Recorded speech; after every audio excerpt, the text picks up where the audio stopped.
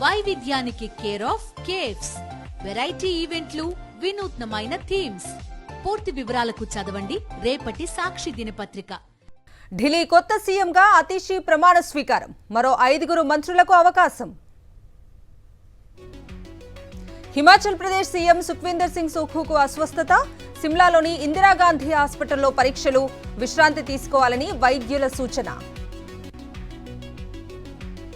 హింసను ప్రేరేపించి వైఎస్ఆర్సీపీ మద్దతుదారులను చంపించారు. 100 రోజుల పాలనలో సూపర్ 6 పాలన అంటే ఇదేనా అని Vijayasai satirical tweet. Chandrababu diversion politics చేస్తున్నారు. వెంకటేశ్వర స్వామిని అడ్డం పెట్టుకుని రాజకీయం చేయటం దుర్మార్గమన్న అంబటి. స్టీల్ ప్లాంట్ కు 2,500 కోట్ల రూపాయలు విడుదల చేశారన్నది అవాస్తవం. ఉక్కు శాఖతో జరిగిన చర్చల సారాంశాన్ని చెప్పలేనన్న సీఎంటీ. లడ్డూ వివాదం నిజమా? లాభాలు పెంచుకునేందుకు బీజేపీ సాయంతో చేసిన కుట్ర.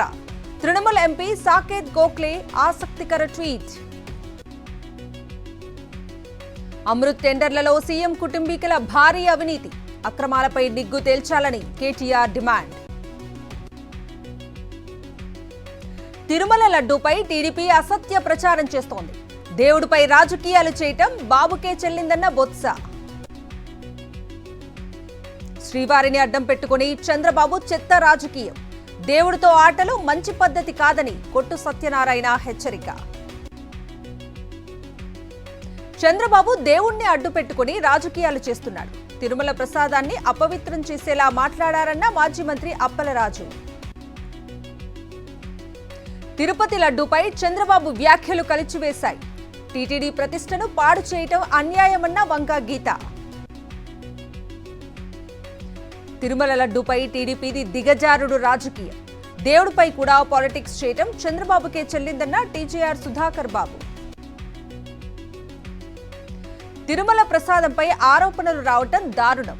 నిజాలు నిగ్గు తేల్చి భక్తుల మనోభావాలు కాపాడాలని కడప అర్చక సమాఖ్య నాయకులు డిమాండ్. దశాబ్దాలుగా దేశ కీర్తిని ప్రపంచానికి తెలియజేసిన గొప్ప వక్త ఏచూరి. నమ్మిన సిద్ధాంతం కోసం ఆఖరి శ్వాస వరకు నిలబడ్డారన్న సీఎం రేవంత్. రంగారెడ్డి జిల్లా నార్సింగ్ మున్సిపాలిటీ పరిధిలో అక్రమ నిర్మాణాలపై కొరడ. పర్మిషన్ లేకుండా నిర్మించిన భవనాలను కూల్చివేస్తున్న అధికారులు.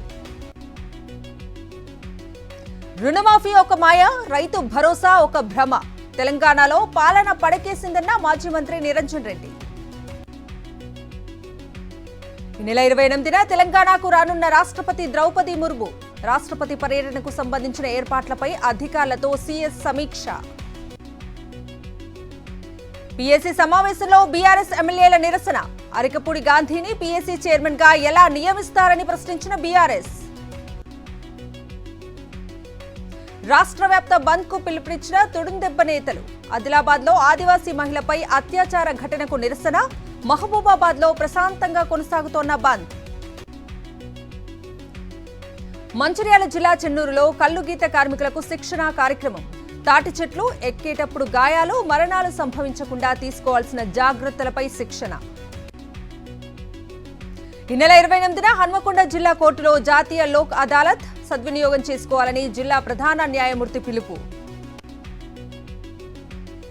మంచిర్యాల జిల్లా Jaipur Singareni thermal power plant కార్మికుల ఆందోళన. క్యాంటీన్లో నాణ్యత లేని ఆహార పదార్థాలు సప్లై చేస్తున్నారని ఆరోపణ. నెల్లూరు జిల్లా ముత్తుకూరు సమీపంలో సినిమా స్టైల్లో దారి దోపిడీ. వాహనాలు తనిఖీలు చేసి నగదు ఎత్తికెళ్లే ప్రయత్నం చేసిన నకిలీ పోలీసులు. నిర్మల్ జిల్లా మూధోలు ఎస్బీఐలో జరిగిన దొంగతనం కేసును ఛేదించిన పోలీసులు. నిందితులు షేక్ మోసిన్ మహ్మద్ ఇర్ఫాన్లు అరెస్ట్. ప్రకాశం జిల్లా మార్కాపురంలో బైక్ దొంగలు అరెస్ట్. 3 అదుపులోకి తీసుకున్న పోలీసులు. 5 బైక్లు స్వాధీనం. లెబనాన్ పేసర్ల పేలుళ్లలో కేరళ టెక్కీ ప్రమేయం. వాయనాడుకు చెందిన రిన్సన్ జోస్ ను అదుపులోకి తీసుకున్న బల్గేరియా బలగాలు. 2026 మార్చి 31 నాటికి దేశంలో నక్సలిజం పూర్తిగా అంతమైపోతుంది. కేంద్ర హోంమంత్రి అమిత్ షా కీలక వ్యాఖ్యలు. ప్రధానమంత్రి హోదాలో 9వసారి అమెరికాకు మోదీ.